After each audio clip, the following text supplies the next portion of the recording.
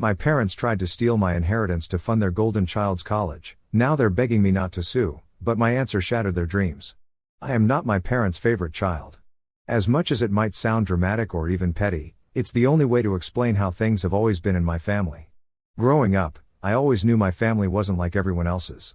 People talk about unconditional love from parents, but honestly, I don't think that was ever in the cards for me. I'm the youngest of 3 siblings. My sister, Lisa, is 23, my brother, Tom, is 21, and I just turned 20 last summer. From as far back as I can remember, my parents treated us differently, and not in subtle ways either. Lisa and Tom were the golden kids. Lisa always got straight A's and was the perfect daughter in my parents' eyes. Tom, on the other hand, was the rebel but still managed to be their favorite. I was just there. I wasn't bad at school, but I wasn't a genius like Lisa. I wasn't causing chaos like Tom, so I guess I just faded into the background. It was clear I wasn't a priority. Birthdays are a perfect example. Lisa and Tom would get big celebrations, cakes, gifts, balloons, you name it. When it came to me, though, it was usually just a quick "oh, happy birthday" while everyone else got on with their day. One year, I remember asking my mom if I could have a small party like Lisa's. She just gave me a look and said, "Maybe next year."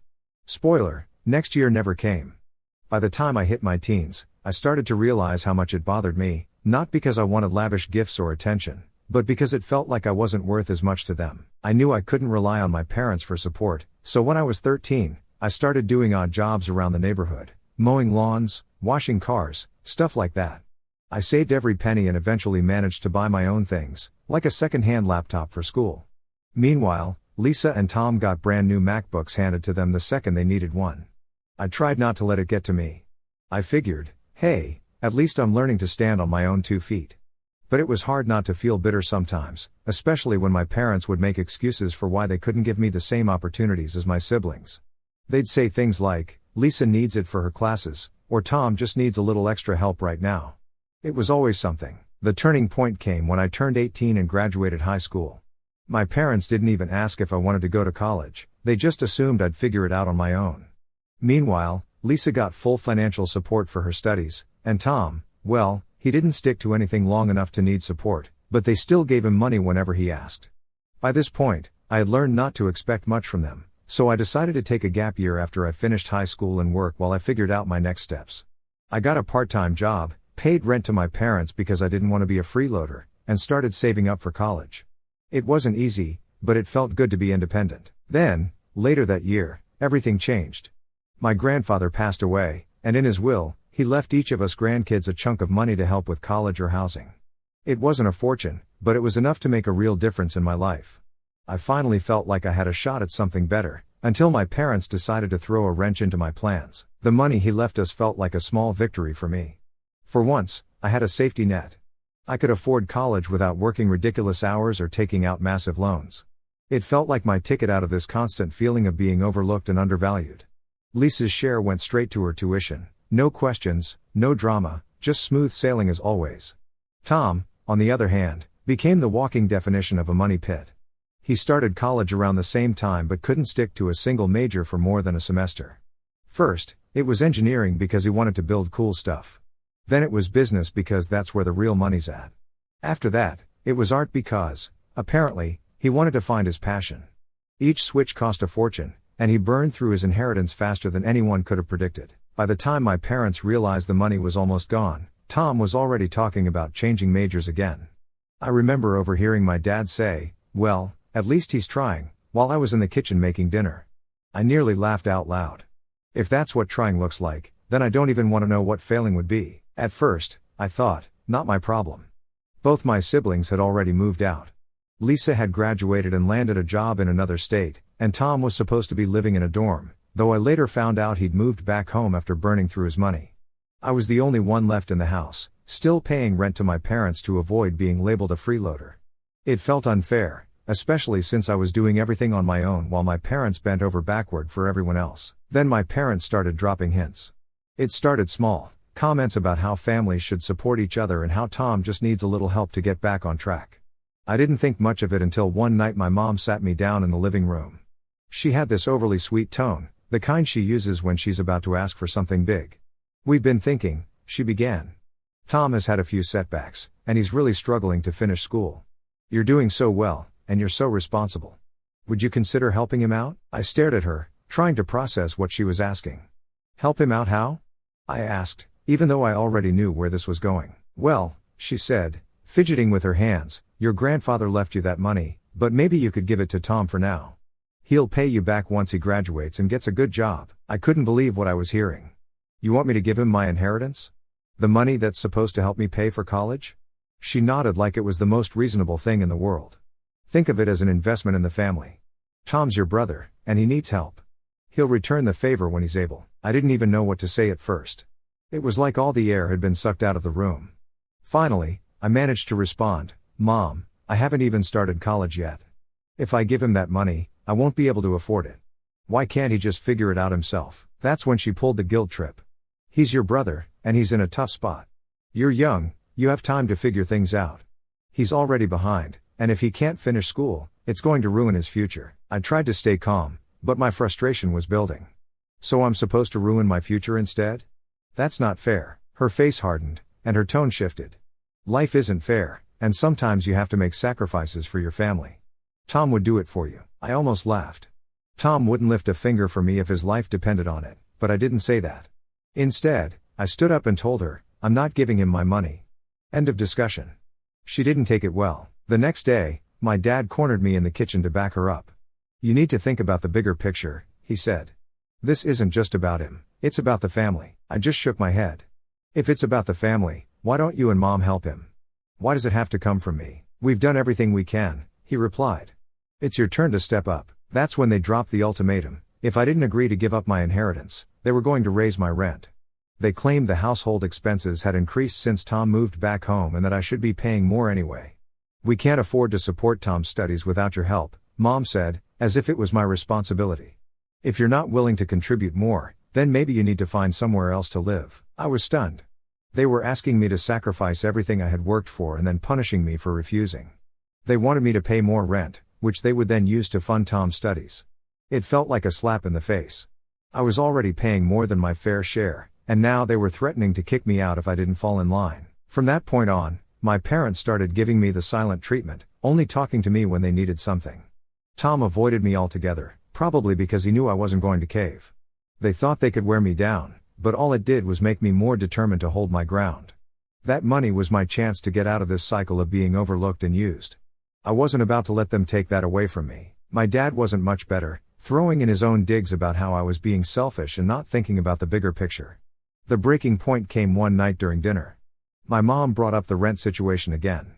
You know, she said, stirring her soup like she was talking about the weather, it's not fair that we're struggling to keep things afloat while you sit on all that money. I stared at her, my appetite vanishing. What do you mean, struggling?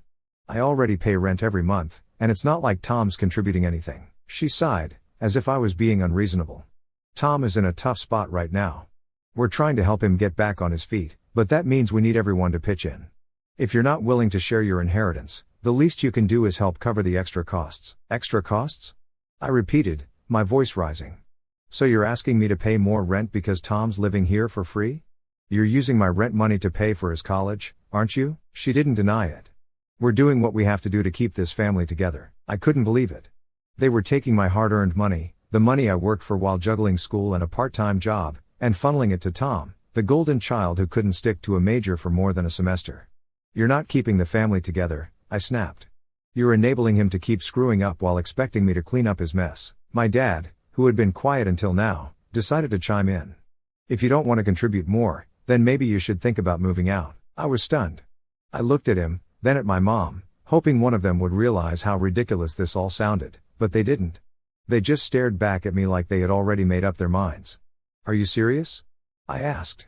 You're really going to kick me out because I won't pay for Tom's mistakes? My dad shrugged. You're an adult now. If you don't like the way things are, no one's forcing you to stay. That was it. Tom would always be the priority, no matter how much it cost me or them. I didn't say another word. I got up from the table, walked to my room, and shut the door. That night, I made a decision. I wasn't going to let them bully me into giving up my inheritance or paying more rent. If they wanted me out, fine. I'd leave, but not before making sure I had a plan. I need to figure out how to handle this. Well, now I'm asking you, Reddit, should I consult a lawyer about protecting my inheritance? They're willing to kick me out over this. What's to stop them from trying to manipulate their way into accessing my funds? After that dinner, I spent the next few days in a haze, trying to figure out what to do. Every time I thought I'd found a solution, reality would hit me like a brick wall. Moving out wasn't an option, at least not yet. I didn't have enough saved to cover rent, bills, and tuition, but staying in the house felt impossible.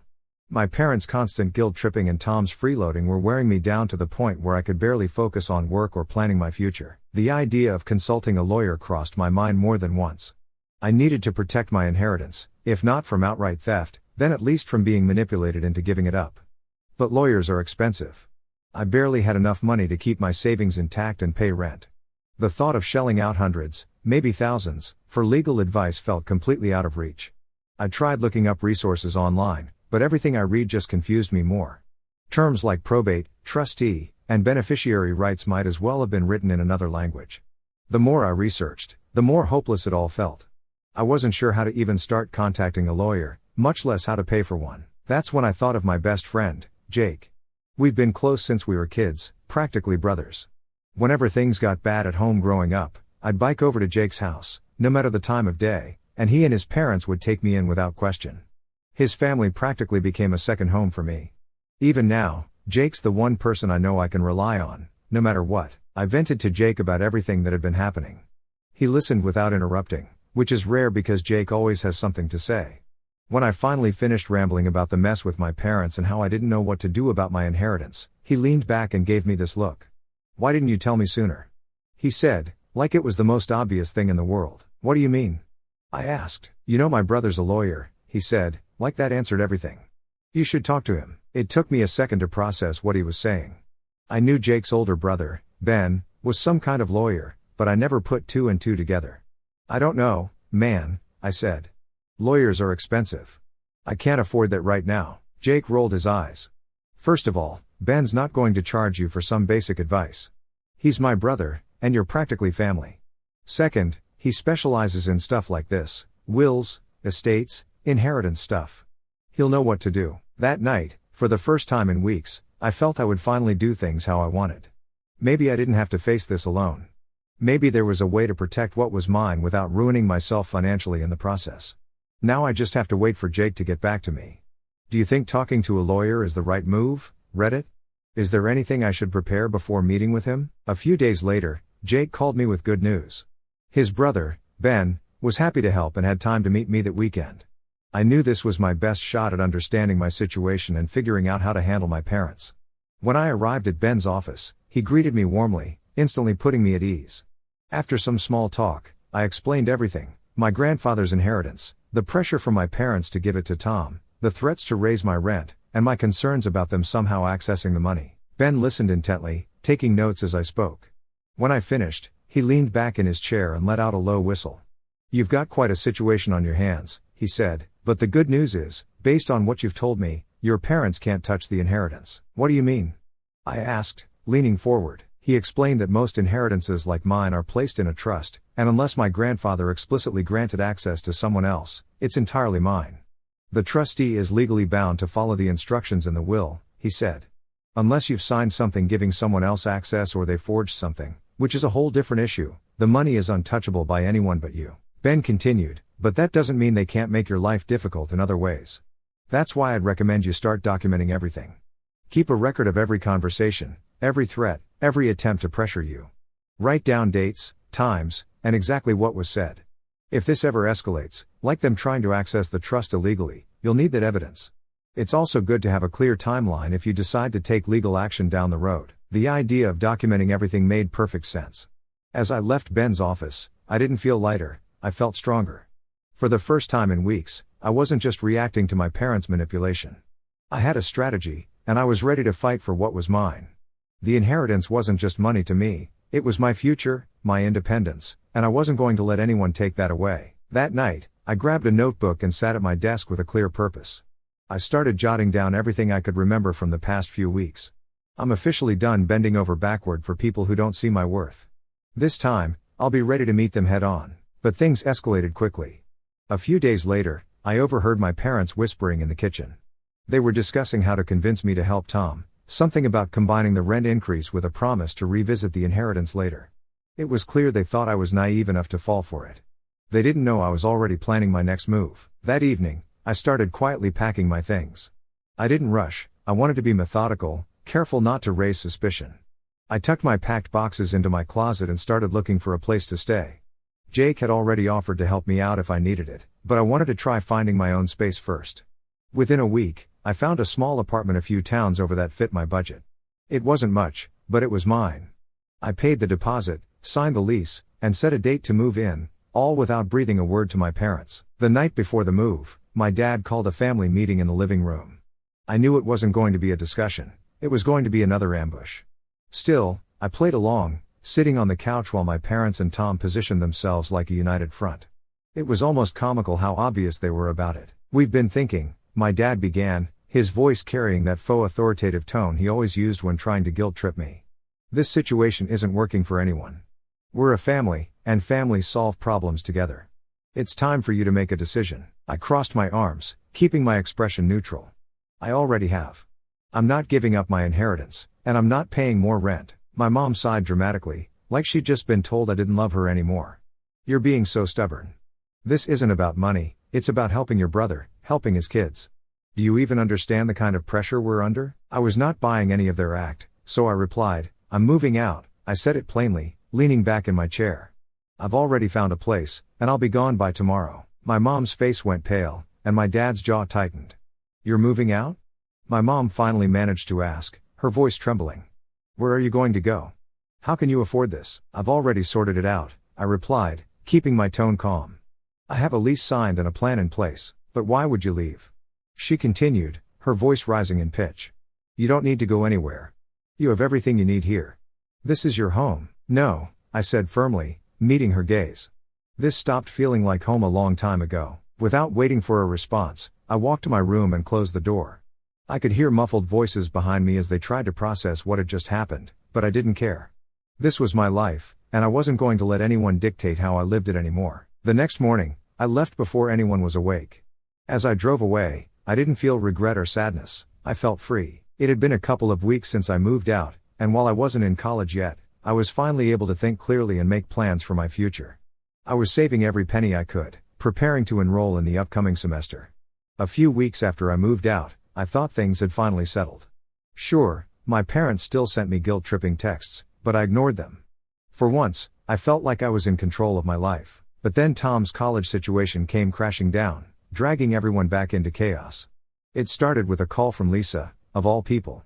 She rarely got involved in family drama, but her voice was tense when she called me one evening. "Have you heard about Tom?" she asked. "No," I said cautiously. "What now?" "He's been kicked out of college," she said flatly. "Apparently, he didn't meet the academic requirements again." I couldn't say I was surprised.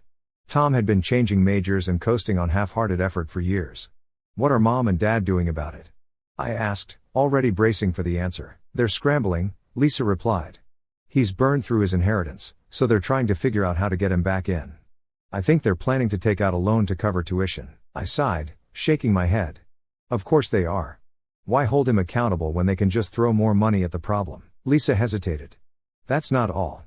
They've been talking about you. Mom's convinced you'll change your mind and use your inheritance to pay for Tom's tuition.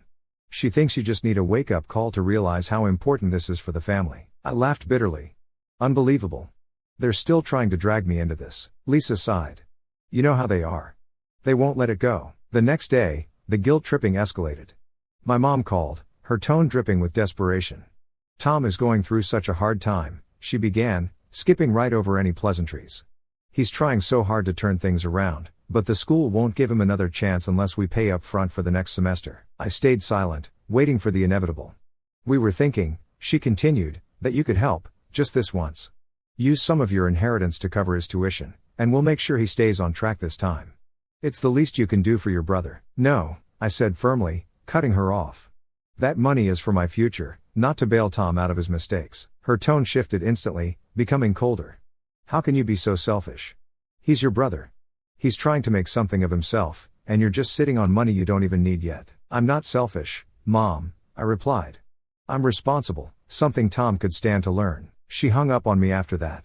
Then Tom called, and his tone was even more desperate than usual. "Look, I know I've screwed up," he started, "but this is my last chance. I found a program that's perfect for me. I just need a little help to get started." I cut him off. "Tom, no. You've had plenty of chances. I'm not using my money to bail you out again. You're not even in college," he shouted, his frustration boiling over.